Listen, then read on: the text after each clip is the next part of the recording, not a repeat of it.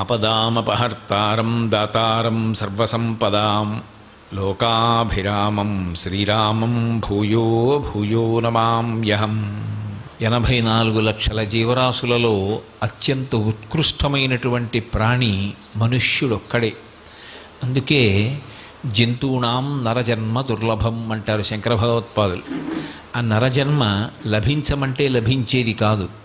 ఈశ్వరుడి యొక్క అనుగ్రహం పరిపూర్ణంగా లభిస్తే దాని చేత మనుష్యుడిగా వస్తాడు.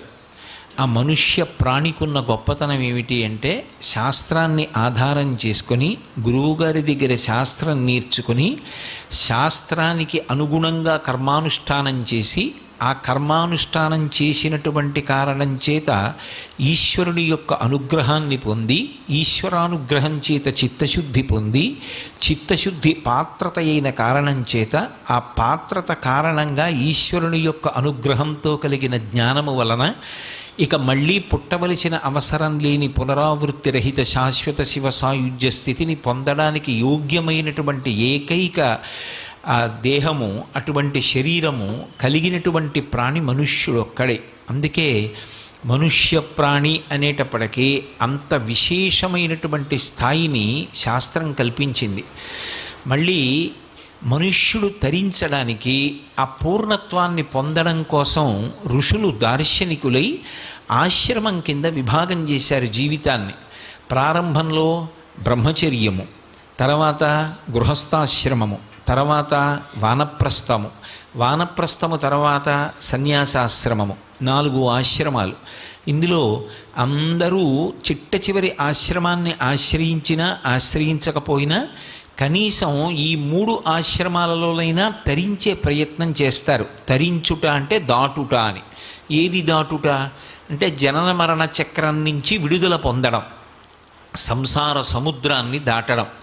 పునరపి జననం పునరపి మరణం పునరపి జననీ జఠరే శయనం ఇహ సంసారే బహుదుస్తారే కృపయాపారే పహిమురారే అంటారు శంకర భగవత్పాదులు. ఇందులో మీరు కొంచెం జాగ్రత్తగా గమనిస్తే బ్రహ్మచర్యాశ్రమం అంతా కూడా విద్యాభ్యాసానికి చెందినదై ఉంటుంది. అందుకే బ్రహ్మచారికి ఆర్థికమైనటువంటి ఆంక్షలు కానీ అనుష్ఠాన సంబంధమైన ఆంక్షలు కానీ చాలా విశేషంగా ఏమి విధించరు. ఏకాదశి నాడు ఉపవాసం చెయ్యమని శాసనం చెయ్యరు. లేదా కనీసంలో కనీసం అతను తన అన్నాన్ని తాను సంపాదించుకోవలసినటువంటి అవసరాన్ని కూడా కల్పించరు. అది భిక్షాన్నం తీసుకొచ్చి ఇస్తే తల్లిగా ఆ గురుపత్ని వడ్డిస్తుంది. ఆ గురుపత్ని పెట్టినటువంటి అన్నం తిని 365 రోజులు సంవత్సరంలో చెయ్యవలసిన పని ఏమిటి అంటే అత్యంత శ్రద్ధాభక్తులతో గురువుగారి దగ్గర కూర్చుని విద్యాభ్యాసం చేయడమే. ఆ బ్రహ్మచారిగా ఉన్నప్పుడు ఏ విద్యాభ్యాసం చేశాడో, ఏ విద్యని సముపార్జించాడో అదే అతనికి జీవితాంతం కూడా అతని అభ్యున్నతి కొరకు కర్మానుష్ఠానమునకు ప్రమాణంగా నిలబడుతుంది. అందుకే బ్రహ్మచారికి ఇంకా ఇతర కర్తవ్యములు యథార్థమునకు లేవు.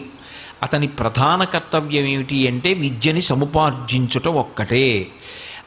అథవా ఆ విద్య సముపార్జించడానికి బుద్ధి నిలబడ్డం కోసం అన్ని వేళలా భగవంతుని యొక్క అనుగ్రహం బుద్ధి యందు ప్రచోదనం కావడం కోసం ఆయన చెయ్యవలసింది ఒక్క సంధ్యావందనం చేస్తాడు, గాయత్రీ మంత్రానుష్ఠానం చేస్తాడు, ఆ జపం చేసి సమిధాదానం చేస్తాడు. గురువుగారి యొక్క అగ్నిహోత్రంలోకి లేదా తండ్రి గారి అగ్నిహోత్రంలోకి సమిధని ప్రదానం చేస్తాడు.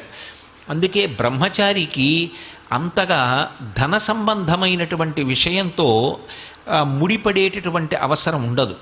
వానప్రస్థు అన్నీ విడిచిపెట్టి ఈ సంసారంలో ఇంతకాలం ఉన్నాను, ఇంత లంపటం అనుభవించాను, ఏదో భార్యని పొందాను, బిడ్డల్ని పొందాను, ఓ ఇల్లు కట్టాను, ఇన్ని సుఖాలు అనుభవించాను, ఈ సుఖాలన్నీ సుఖాలు కావు. ఇవాళ సుఖం అని అనుభవించింది రేపు దుఃఖంలా అనిపిస్తుంది. కాబట్టి ఇవి కాదు సుఖాలు. ఏది శాశ్వతమైన సుఖము అంటే అంబుజోదర దివ్యపాదారవింద చింతనామృతపాన విశేషమత్త చిత్తమీరీతి ఇతర విషయంబు చెరనీర్చు వినుత గుణశీల మాటలు వేయునేలా అంటాడు ప్రహ్లాదుడు.